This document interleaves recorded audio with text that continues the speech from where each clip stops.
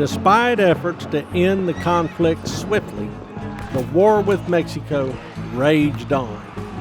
The conflict entered a new phase. General Zachary Taylor held the line in northern Mexico, and U.S. troops occupied much of Nuevo Leon and Tamaulipas. Other columns pressed south into Chihuahua and over to California. Then a large American army landed at Veracruz and headed inland toward Mexico City.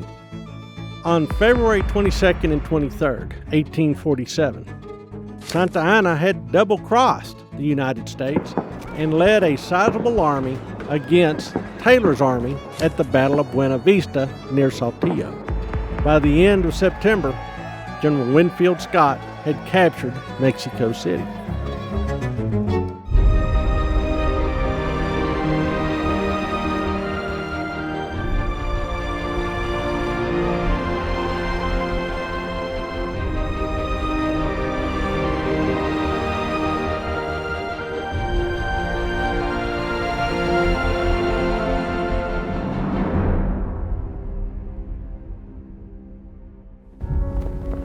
Texans played a role in all of these campaigns. Ben McCullough served as an important scout for General Taylor and helped to avoid a catastrophe for the U.S. Army in northern Mexico by alerting it to the presence of Santa Anna's army. In the south, Jack Hayes commanded a battalion of Texans who fought against Mexican guerrillas attacking the U.S. supply lines. Samuel Walker, famous for his development of a hard-hitting pistol, the Walker Colt, fell in one of these skirmishes.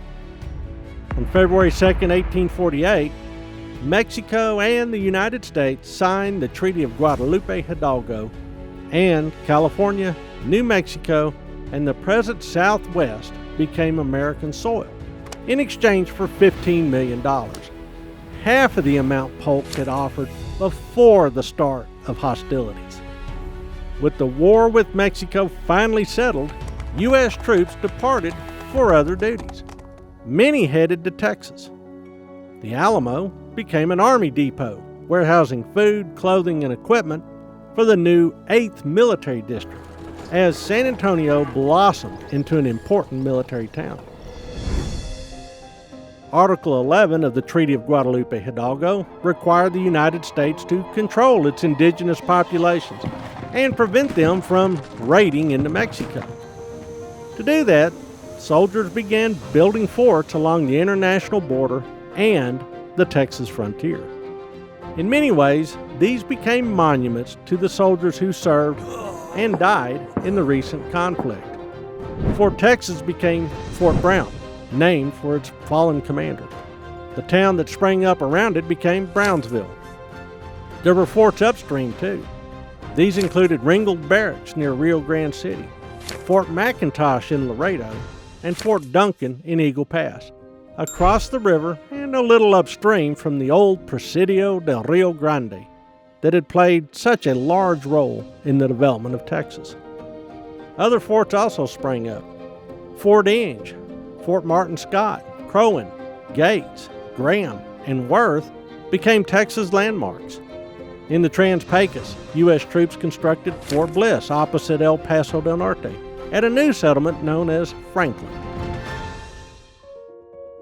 The roads created to supply these far-flung outposts opened the vast expanse of West Texas to exploration and future settlement. Every new fort spawned a civilian settlement offering services, luxuries, and entertainment for the troops. Supplies trundled in by ox carts from the new port town of Indianola on Matagorda Bay, headed for the Alamo before being sent out to the frontier. These posts were to keep the peace between natives and newcomers. That would prove to be hard duty. The Army had come to Texas and remains an important part of the state to the present day.